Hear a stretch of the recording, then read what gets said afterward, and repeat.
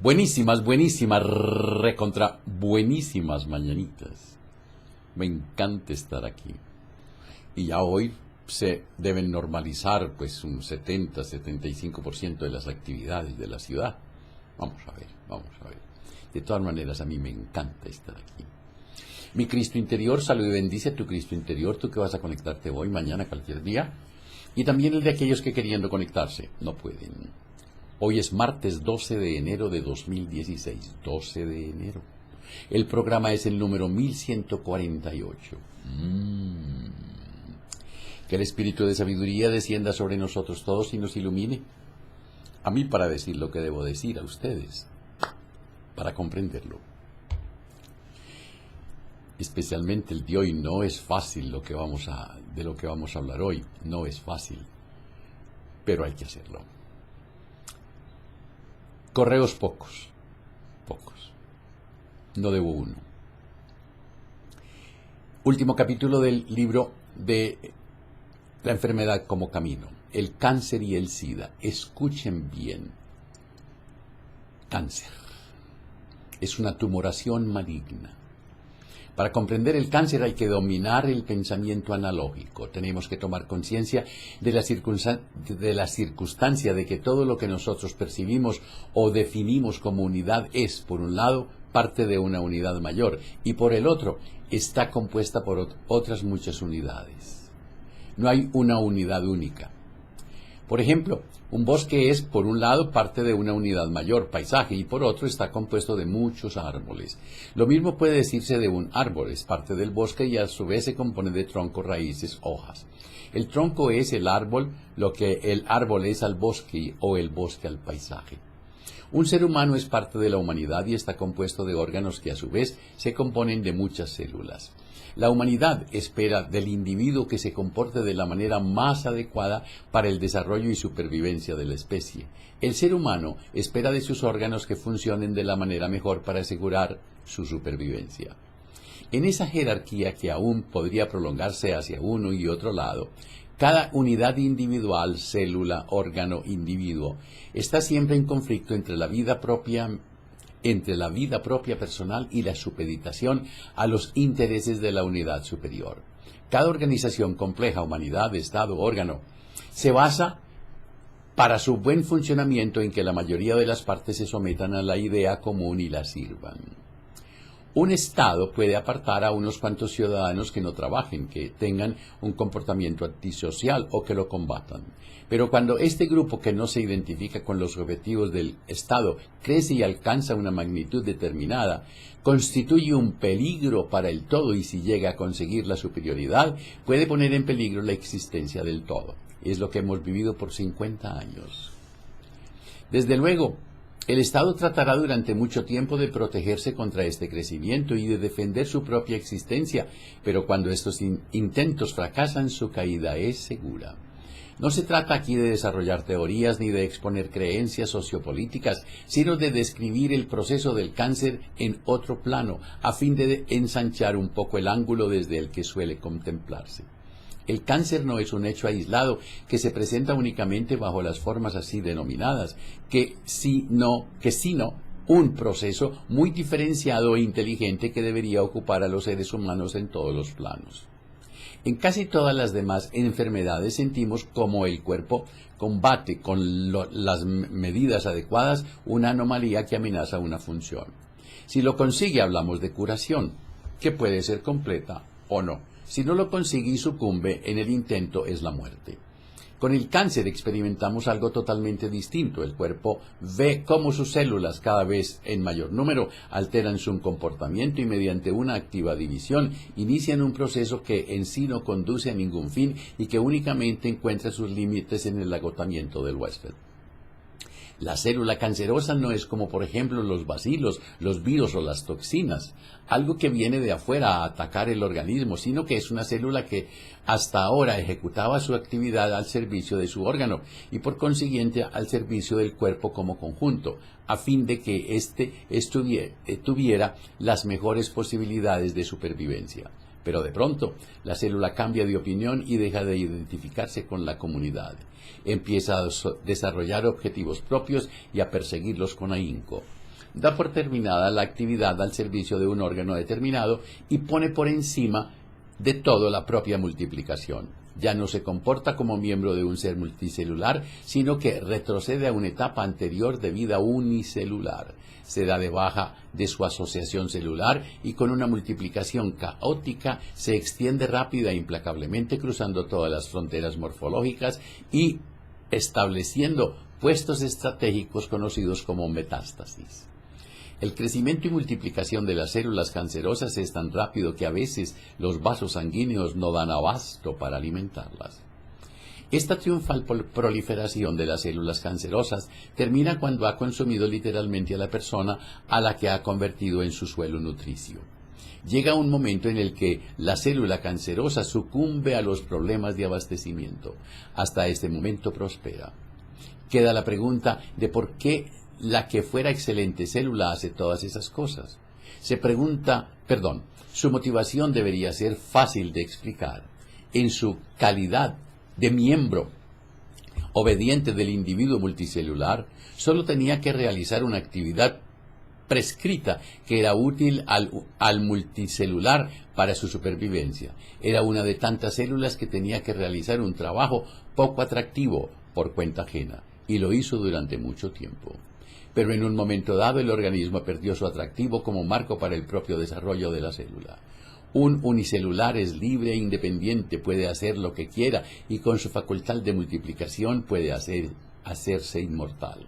Es un proceso próspero cuyo defecto no se descubre hasta que ya es tarde, es decir, cuando uno se da cuenta de que el sacrificio del otro y su utilización como tierra nutricia acarrea también la propia muerte.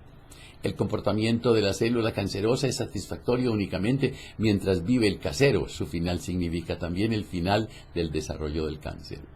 Aquí está la clave del cáncer. Escuchen. No es casualidad que prolifere tanto en nuestra época ni que se la combata con tanto empeño y con tanto éxito. Las investigaciones del oncólogo Hardin Jones indican que la esperanza de vida de los pacientes no tratados parece mayor que la de los pacientes tratados. Repito eso. La esperanza de vida de los pacientes no tratados con quimioterapia o con radio parece mayor que la de los pacientes tratados. La enfermedad del cáncer es expresión de nuestra época y de nuestra ideología colectiva. Experimentamos en nosotros como cáncer solo aquello que nosotros mismos vivimos. Nuestra época está caracterizada por la expansión implacable y la persecución de los propios intereses. En la vida política, económica, religiosa y privada, el ser humano trata de extender sus propios objetivos e intereses sin miramientos sobre las fronteras, de establecer puestos estratégicos para favorecer sus intereses.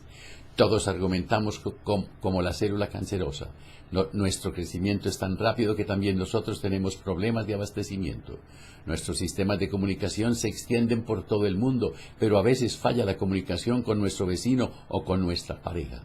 El ser humano tiene tiempo libre, pero no sabe qué hacer con él. Producimos alimentos y luego los destruimos para multiplicar los precios. El cáncer es nuestra gran oportunidad para ver en él nuestros vicios mentales y equivocaciones. Por lo tanto, intentemos descubrir los puntos débiles de este concepto que tanto el cáncer como nosotros utilizamos como ideología. En última instancia, el cáncer naufraga por la polarización, yo o la comunidad. Él solo ve la unidad de su propia limitación. Cuando más se aísla un ego, más pierde la conciencia del todo del cual él solo es una parte. El ego concibe la ilusión de poder hacer algo por sí solo.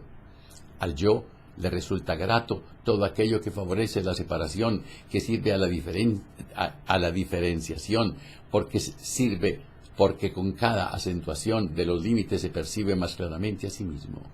El ego solo tiene miedo de la unión con el todo, porque eso presupone su muerte. Mientras nuestro yo luche por la vida eterna, seguiremos fracasando como la célula del cáncer. La célula del cáncer se diferencia de la célula corporal por la sobrevaloración de su ego. En la célula, el núcleo hace las veces de cerebro. En la célula cancerosa, el núcleo adquiere más y más importancia y por lo tanto aumenta de tamaño. El cáncer se diagnostica también por la alteración morfológica del núcleo de la célula. Esta alteración del núcleo equivale a la hiperacentuación del pensamiento cerebral egocéntrico que marca nuestra época. La célula cancerosa busca su vida eterna en la proliferación y expansión material. El objetivo supremo exige siempre sacrificio del yo, la muerte del ego. Nosotros no podemos redimir nuestro yo, solo podemos desprendernos de él y entonces estamos salvados. El miedo que en este momento suele sentirse a no ser en adelante, solo confirma lo mucho que nos identificamos con nuestro yo y lo poco que sabemos de nuestro ser. Y precisamente aquí está la posibilidad de solución de nuestro problema con el cáncer. Cuando al fin, lenta y gradualmente, aprendemos a cuestionarnos nuestra obsesión por el yo y nuestro afán a diferenciarnos y nos decidimos a abrirnos, empezamos a vivir como parte del todo y también a asumir responsabilidad por el todo. Entonces comprendemos que el bien del todo y nuestro bien son el mismo porque nosotros somos uno con todo. También cada célula recibe toda la información genética del organismo. El remedio se llama amor. El amor cura porque suprime las barreras y deja entrar al otro para formar la unidad. El que ama no sitúa a su yo en primer lugar, sino que experimenta una unidad mayor. Por lo general, una persona con cáncer que yace en la cama de un hospital odia y no perdona a la persona odiada. El que ama siente con el amado como si fuera el mismo. Esto no solo vale por el amor humano. El que ama a un animal no puede contemplarlo desde el punto de vista del ganadero. No nos referimos a un amante sentimental, sino a ese estado que realmente hace sentir algo de la unión de todo lo que es y no esa actuación con la que con frecuencia uno trata de neutralizar sus inconscientes sentimientos de culpabilidad por las propias agresiones reprimidas. El cáncer no muestra amor vívido. El cáncer es amor pervertido. El amor es la unión con todo, se hace extensivo a todo y no se detiene ante nada. El amor no teme la muerte, porque el amor es vida. El cáncer es amor en el plano equivocado. La perfección y la unión solo pueden realizarse en el espíritu y no en la materia, porque la materia es la sombra del espíritu. Dentro del mundo transitorio de las formas, el ser humano no puede realizar lo que pertenece a un plano imperecedero. A pesar de todos los esfuerzos de los que aspiran a mejorar el mundo, nunca existirá un mundo perfectamente sano, sin conflictos ni problemas, sin fricciones ni disputas. Pero todos los objetivos pueden realizarse por él que descubre la falsedad de las formas y en su conciencia es libre. En el mundo polar, el amor conduce a la esclavitud, en la unidad es libertad. El cáncer es el síntoma de un amor mal entendido. Si no es el esposo, la esposa es el hijo mayor, o es un hermano, o es un tío. El cáncer solo respeta el símbolo del amor verdadero. El símbolo del amor verdadero es el corazón. El corazón es el único órgano que no es atacado por un cáncer. ¿Hay que conseguir varios corazones? Claro. SIDA. Desde la publicación de este libro en 1983, un nuevo síntoma ha surgido con ímpetu situándose en el centro del interés público y probablemente permanecerá de actualidad durante mucho tiempo. 4 iniciales simbolizan la nueva plaga: SIDA, síndrome de inmunodeficiencia adquirida. El causante material es un virus, un agente minúsculo muy sensible que solo puede vivir en un medio muy específico, por lo cual para la transmisión de este virus tienen que pasar el sistema circulatorio de otra persona, células de sangre fresca o esperma. Fuera del organismo humano el virus muere. Es reserva natural del virus del SIDA cierta especie de mono de África Central, el macaco verde. Fue descubierto a finales de los años 70 en un drogadicto de Nueva York. Por la utilización común de agujas hipodérmicas, el virus se extendió primeramente entre los toxicómanos y pasó después a los homosexuales porque siguió extendiéndose por el contacto sexual. Actualmente, entre los grupos de riesgo, los homosexuales ocupan el primer lugar, debido a que la relación anal, practicada preferentemente, suele producir pequeñas heridas de la sensible mucosa del intestino recto. Terrible. Ello permite a los espermas que contengan el virus pasar a la sangre y de paso se ha dicho que la mucosa vaginal es más resistente a las heridas. El SIDA apareció en el momento en que los homosexuales habían mejorado y legitimado considerablemente su estatus en América. Después se ha sabido que en el África Central el SIDA no está menos extendido entre los heterosexuales, pero en Europa y América los homosexuales son la tierra de cultivo de la epidemia. Actualmente la libertad sexual está seriamente amenazada por el SIDA. Unos lo lamentan y otros ven en ello el justo castigo de Dios. Lo cierto es que el SIDA se ha convertido en un problema de la colectividad. El SIDA no es cosa de unos cuantos, sino de todos. Al examinar los síntomas del SIDA llaman la atención 4 puntos. El SIDA provoca la destrucción de las defensas del cuerpo, es decir, que ataca la capacidad del cuerpo a aislarse y a defenderse. Este daño irreparable causado a las defensas inmunológicas expone a los enfermos del SIDA a las infecciones y a ciertos tipos de SIDA. 2. Dado que el virus tiene un periodo de incubación larguísimo entre el momento de la infección y el de la manifestación, pueden transcurrir varios años. El SIDA tiene un carácter inquietante. Si descontamos la posibilidad del test, uno no puede saber cuántas personas puede haber infectadas por el SIDA, ni si lo está uno. Por lo tanto, el SIDA es un adversario invisible muy difícil de combatir. 3. Puesto que el SIDA solo puede contraerse por contagio a través de la sangre o el semen, no se trata de un problema personal y particular, sino que revela con elocuencia nuestra dependencia de los demás. Finalmente, en el SIDA la sexualidad es factor primordial, ya que es prácticamente la única vía de contagio, aparte de las otras 2 posibilidades: utilización de agujas usadas y transfusiones de sangre. Con ello, el SIDA ha alcanzado categoría de enfermedad de transmisión sexual y la sexualidad tiene connotaciones angustiosas. Hemos llegado al convencimiento de que el SIDA, como peligro colectivo, es la continuación lógica del problema que se manifiesta en el cáncer. El cáncer y el SIDA tienen mucho en común, por lo que cabe reunirnos bajo el epígrafe común de el amor enfermo. El sacrificio que impone el amor tiene una larga y rica tradición en la poesía, la mitología, la religión, y cuando hablamos de amor, nos referimos a un proceso espiritual, no a un acto corporal. Cuando nos referimos al amor corporal decimos sexualidad. Hecha esta distinción, enseguida comprenderemos que en nuestro tiempo y en nuestra cultura tenemos un gran problema con el amor. El amor apunta en primer lugar al alma del otro, no a su cuerpo. La sexualidad desea el cuerpo del otro. Ambos tienen su justificación. Lo peligroso es la unilateralidad. Unilateralidad.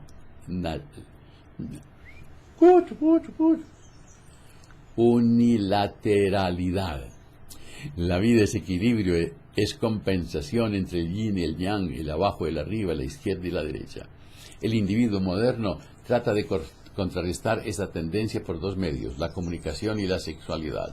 El desarrollo de los medios de comunicación se ha disparado. Prensa, radio, televisión, teléfono, ordenador, todos estamos conectados electrónicamente. Primeramente, la comunicación electrónica no resuelve el problema de la soledad y el aislamiento. En segundo lugar, el desarrollo de los modernos sistemas electrónicos muestra claramente a los seres humanos la futilidad y la imposibilidad de aislarse realmente, de guardar algo en secreto para sí o reivindicar un ego. La otra fórmula mágica es libertad sexual.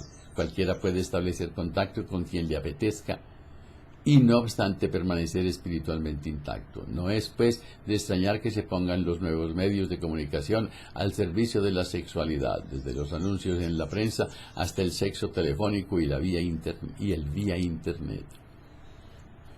No sé, la sexualidad sirve para el placer y a fin de cuentas tampoco se necesita el otro, ya que el placer se experimenta también a solas, la masturbación. Rica. El amor, por el contrario, significa el verdadero encuentro con otra persona, pero el encuentro con el otro es siempre un proceso que genera ansiedad, porque exige que uno se cuestione su propia manera de ser. El encuentro con otra persona es siempre encuentro con la propia sombra, por eso es tan difícil la convivencia. El amor tiene más de trabajo que de placer. El amor pone en peligro la frontera del ego y exige apertura. La sexualidad es un estupendo complemento del amor para abrir fronteras y experimentar la unión en lo corporal. Desde luego, el problema incide especialmente en los homosexuales. Aquí no se trata de discutir las diferencias que existen entre homosexualidad y heterosexualidad, sino de resaltar la clara tendencia observada entre los homosexuales hacia una disminución de las relaciones estables con una pareja única y un aumento de la promiscuidad. No es excepcional que en un solo fin de semana se establezca contacto sexual con 10 y hasta con 20 personas. El homosexual es ávido de contacto, Cierto, la tendencia y la problemática que acarrea es la misma para homosexuales y para heterosexuales, pero entre estos está menos acentuada y generalizada. Cuanto más se disocia el amor de la sexualidad y se busca solo el placer propio, más se disipan los estímulos sexuales. Sí, ello exige una escalada del estímulo que tiene que ser cada vez más original y refinado, y el recurso a prácticas sexuales extremas que denotan claramente lo poco que cuenta la pareja, que es degradada a la condición de simple estímulo. Un aparato calientito de masturbación. Si el amor ya no es vivido interiormente, como encuentro e intercambio espiritual entre dos personas, pasa a la sombra y en última instancia al cuerpo. El amor es enemigo de fronteras e insta a la apertura y la unión con lo que viene de afuera.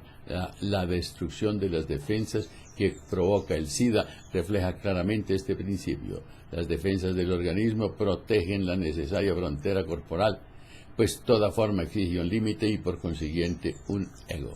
La temática del SIDA es muy parecida a la del cáncer, por lo que catalogamos ambos síntomas con el mismo epígrafe de amor enfermo. Pero existe una diferencia: el cáncer es más personal que el SIDA, es decir, que el cáncer afecta al paciente individualmente, no se contagia. El SIDA, por el contrario, nos hace comprender que no estamos solos en el mundo, que cada individualización es una ilusión y que el ego es, a fin de cuentas, una aberración. El SIDA nos hace sentir que somos parte de una comunidad, parte de un gran todo, y que como parte somos responsables del todo. El paciente del SIDA siente de modo fulminante el peso de esta responsabilidad y debe decidir lo que va a hacer en adelante. Por otra parte, el SIDA exige la total renuncia a la agresividad en la sexualidad, ya que si hay sangre la pareja se contagia. El uso del condón y guantes de goma reconstruye artificialmente la frontera que el SIDA había derribado en el plano corporal. Con el abandono de la sexualidad agresiva, el paciente tiene la posibilidad de adquirir ternura y delicadeza como forma de relación, obvio, y además el SIDA lo pone en contacto con los temas soslayados de debilidad, indefensión, pasividad, en suma, con el mundo del sentimiento. Es evidente que los aspectos que el SIDA obliga a replegar, agresividad, sangre, se hallan situados en la polaridad masculina, yang, mientras que los que obliga a cultivar corresponden a la polaridad femenina, yin, debilidad, ternura, delicadeza. Es sabido que la fuerza sexual es una fuerza misteriosa e inquietante que tiene la facultad de separar y de unir según el plano en el que actúe. Claro, desde luego no se trata de condenar y reprimir nuevamente la sexualidad. En resumen, la sexualidad se refiere al cuerpo y el amor al alma del otro. La sexualidad y el amor deben estar en equilibrio. El encuentro psíquico, amor, se considera peligroso y angustioso, ya que atenta contra las fronteras del yo. El énfasis en la sexualidad corporal hace que el amor pase a la sombra. En estos casos, la sexualidad tiende a hacerse agresiva e hiriente. En lugar de atacar la frontera psíquica del yo, se atacan las fronteras corporales y corre la sangre. La relación alfabética de los órganos y partes del cuerpo con sus respectivos atributos psíquicos. El aparato genital, sexualidad, boca, apertura. Esto es muy largo, muy largo. Pidan las memorias y con mucho gusto se las envío.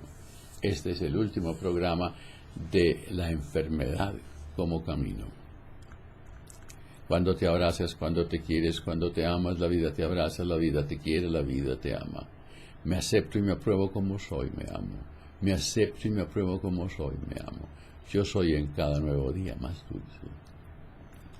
Terminaron mis vacaciones. Créanme que me hicieron mucha falta. Además, bueno, mi recuperación de salud, que está perfecto estado. Me he recuperado satisfactoriamente. Soy un nuevo hombre. Muchas gracias. Que la prosperidad, la armonía, la salud, la sabiduría y el amor sean con ustedes y sus familias, conmigo y mi familia. Si hoy tienes un momento de rabia, de desilusión, de tristeza, de celos, invoca al espíritu de sabiduría, pídele que descienda sobre ti y cuéntale. Y si en tu relato hayas algo mal puesto con relación a un conocido, perdónalo, ámalo, agradece y olvida. Y si lo que encuentras es contra ti, perdónate, ámate, agradece y olvida. Y nos vamos. Hasta mañana.